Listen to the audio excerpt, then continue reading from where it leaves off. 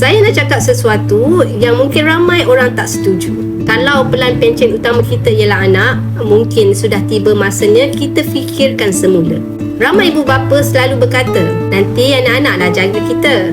Saya faham, itu harapan setiap ibu bapa. Tetapi saya belajar sesuatu daripada mentor saya, Tuan Muhammad Zulkifli Syafi'i. Persaraan yang baik bermula apabila kita tidak membebankan orang yang kita sayang. Kita besarkan anak untuk mereka membina kehidupan mereka sendiri, bukan untuk memikul seluruh tanggungjawab keuangan kita. Sebab bila kita bersara nanti, mereka juga ada rumah, ada keluarga dan ada anak-anak mereka sendiri yang perlu dijaga. Sebab itu, saya percaya persediaan pencen perlu bermula semasa kita masih ada income.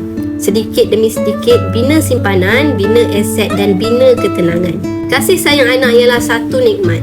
Tetapi jangan jadikan kasih sayang itu sebagai pelan pencen utama.